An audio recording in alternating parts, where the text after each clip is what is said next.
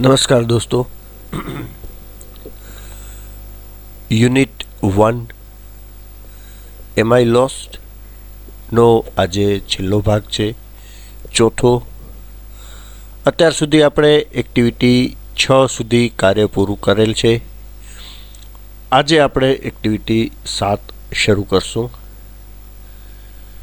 Activity 7માં સૂચનાઓ આપેલી છે જે જંગલને લગતી છે.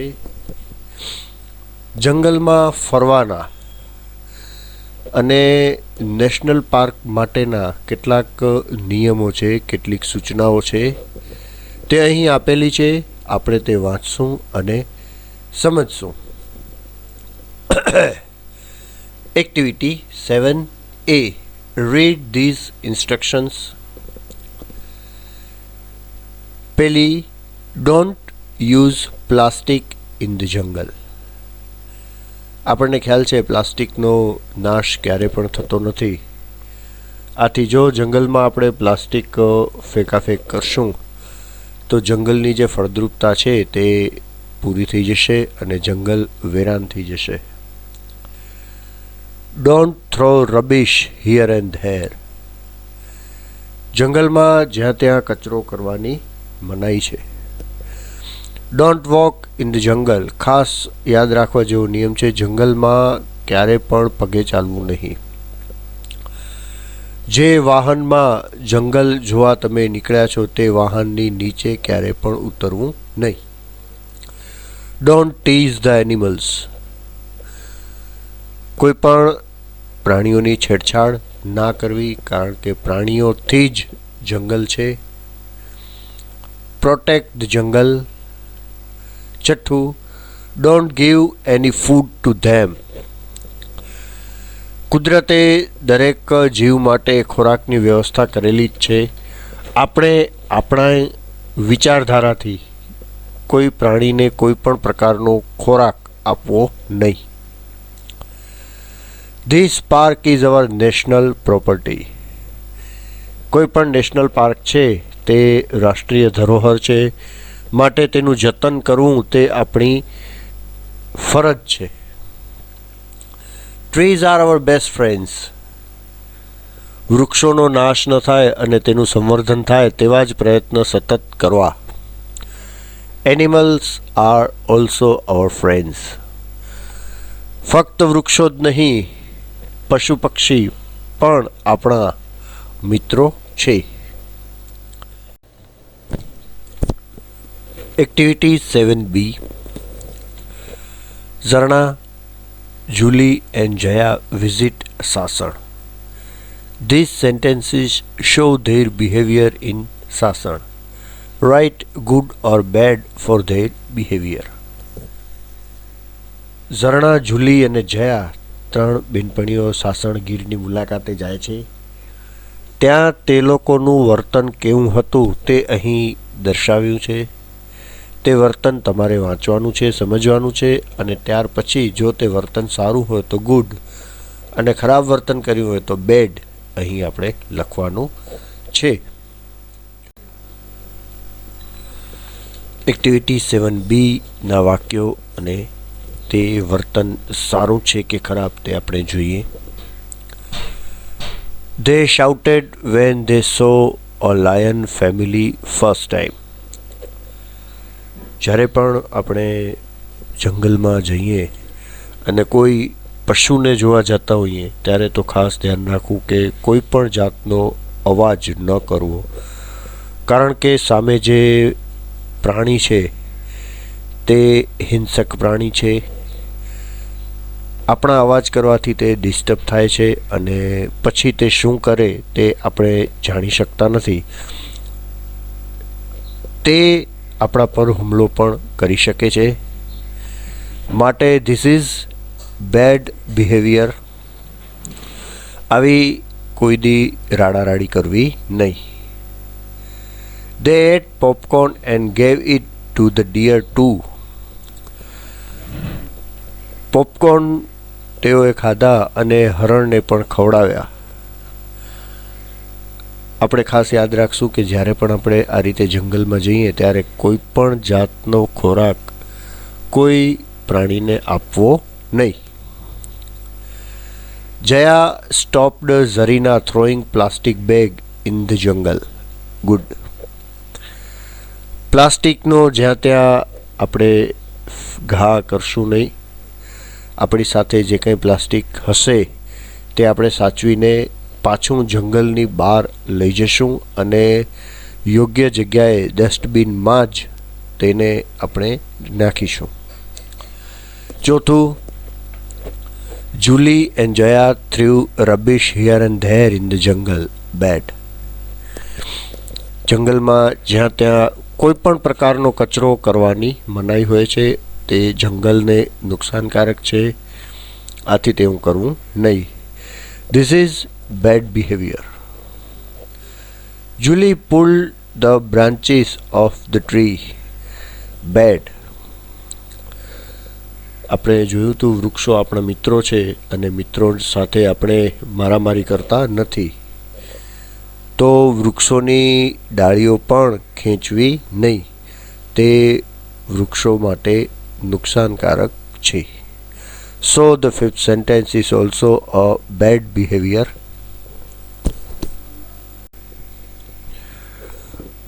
ચાલો આપણે એશિયાટિક લાયન્સ વિશેની થોડીક રસપ્રદ બાબતો જાણીએ.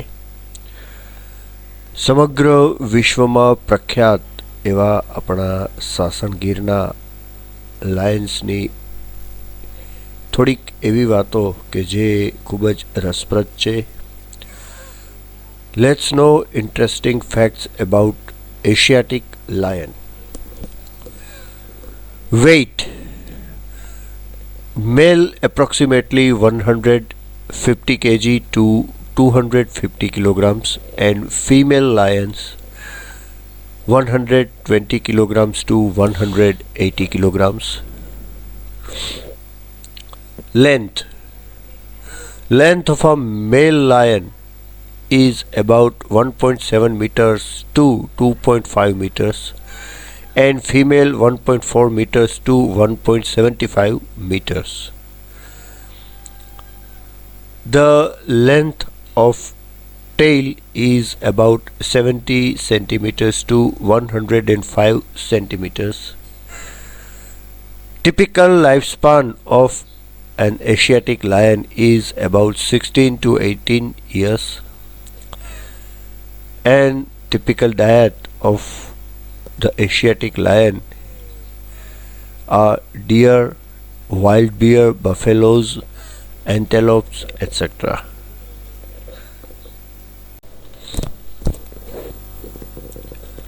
Activity 8A. Study this map and read the dialogue based on it. અહીં એક નકશો આપેલો છે, તેનો અભ્યાસ આપણે કરીએ. નકશામાં એક વસ્તુ ખાસ યાદ રાખવાની, જે નકશો આપ્યો હોય તેની ઉપરની બાજુ, આ બાજુ તે હંમેશા ઉત્તર દિશા હશે. અહીં આપી પણ દીધું છે નોર્થ, સાઉથ, નીચેની બાજુ સાઉથ. જમણી બાજુ છે તે ઈસ્ટ પૂર્વ અને ડાબી બાજુ પશ્ચિમ થશે.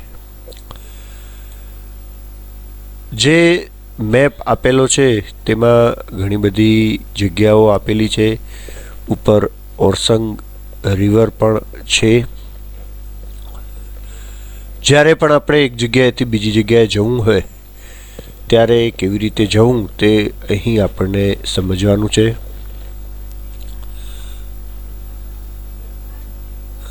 જેમ કે હનુમાન ટેમ્પલ પાસે તમે છો અને ત્યાંથી તમારે ક્લોક ટાવર જવું છે, તો હનુમાન ટેમ્પલથી તમે બારે આવશો અને દક્ષિણ દિશા બાજુ જશો. ત્યાં મેઇન બજાર રોડ આવશે. મેઇન બજાર રોડ આવશે ત્યાંથી ડાબી તરફ ટર્ન લેશો એટલે એક બ્રાહ્મણ સ્ટ્રીટ આવશે, બીજી નાગરિક બેંક કોર્નર આવશે, ત્યાંથી સીધા જ જવાનું એટલે ઝવેરી સ્ટ્રીટ આવશે. ત્યાં ઝવેરી સ્ટ્રીટમાં તમારે ટર્ન લઈ લેવાનું છે અને ત્યાં તરત જ ડાબા હાથ ઉપર તમને ટાવર મળે છે. આ રીતે સૂચનાઓ અંગ્રેજીમાં આપવી અને અંગ્રેજીમાં લખવી તેની આપણે પ્રેક્ટિસ કરીશું.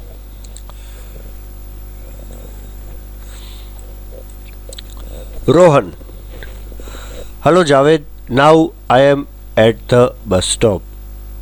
Where are you? Javed: I am at the post office. Rohan અને જાવેદ બંને મિત્રો ફોનમાં મોબાઈલમાં વાત કરે છે. રોહન બસ સ્ટોપ પાસે છે અને જાવેદ પોસ્ટ ઓફિસ છે. રોહન કહે છે, how can I reach there? Rohan જે બસ સ્ટોપ પાસે છે તે પૂછે છે કે હું કેવી રીતે પોસ્ટ ઓફિસ પહોંચીશ. Javed: first of all come out from the bus stop, then turn left and walk along the main bazaar road. Come out of bus stop and turn left and walk on main bazaar road. This is main bazaar road. Javed: now I am on the bazaar road and I see signboard of Rana Street. I am on the bazaar road and I see the signboard of Rana Street. Walk straight about 50 meters, then you will see the signboard of Bank Street. Take left turn from there and you will see the post office.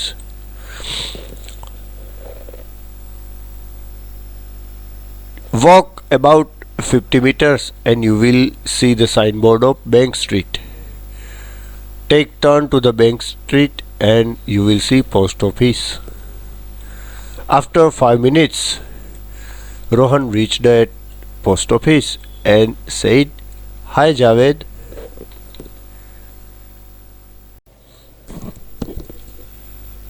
Activity 8B માં એક map દોરવાનો છે તમારે. Draw the map of your village or area, town, city. તમને તમારા ગામનો map દોરવો હોય તો પણ છૂટ છે અને તમારા ઘરની આજુબાજુના વિસ્તારનો દોરશો તો પણ ચાલશે. અથવા તો તમે તમારા ઘેરથી શાળાએ જવું હોય તો મેપ ઉપર કેવી રીતે જશો તે દોરશો તો પણ ચાલશે. અહીં તમારે મેપ દોરવાનો છે અને તેમાં બધું દર્શાવવાનું છે. આપણે અહીંયા જોયું હતું તે મુજબ આ મેઇન રોડ છે, એમાં અલગ અલગ વસ્તુઓ, જગ્યાઓ અહીં દર્શાવી છે. આ જ રીતે આપણા કેરા ગામનો તમે મેપ બનાવી શકો છો.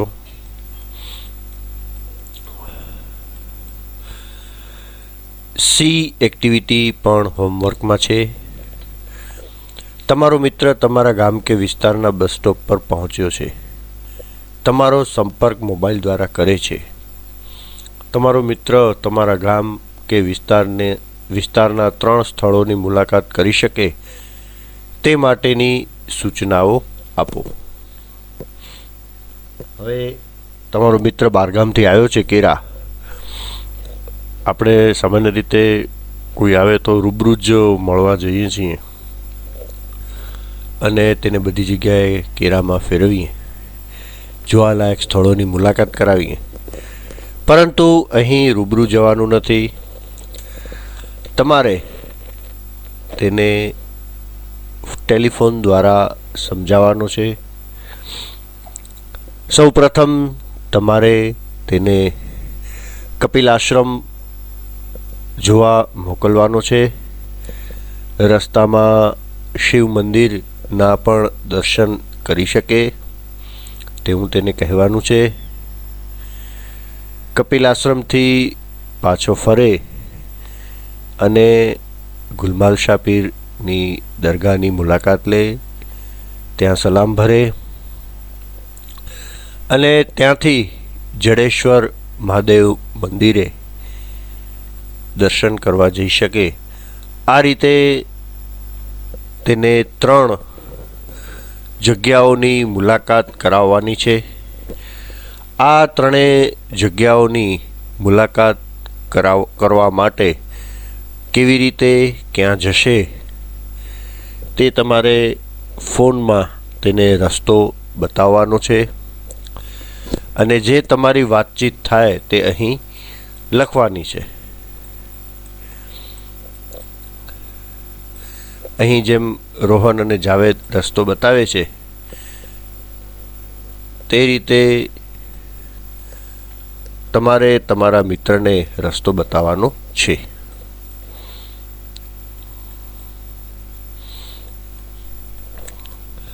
આજે આ પાઠનો છેલ્લો વિડીયો છે માટે તમને અગાઉના હોમવર્ક જે બાકી રહી ગયા છે તે પણ યાદ કરાવી દઉં. તે પણ બધા તમારે પૂર્ણ કરી લેવાના છે. આ અગાઉ આપણે જે હોમવર્ક કરવાનું હતું તે જોઈ લઈએ ફરીથી એકવાર. ફ્રોમ કેડી ટુ રોડ વાયા લક્ષ્મી આ જે આખો પ્રસંગ છે તે આપણને લખવાનો હતો બાકી નોટમાં. ત્યાર પછી ગીર નેશનલ પાર્ક ગુજરાત વિશેની માહિતી જે બ્રોશર આપ્યું છે તે પણ આપણે લખવાનું હતું. સાઇન બોર્ડ્સ લખવાના છે. આ ડાયલોગ છે તે પણ આપણે અંગ્રેજીની નોટમાં લખવાનું કહ્યું હતું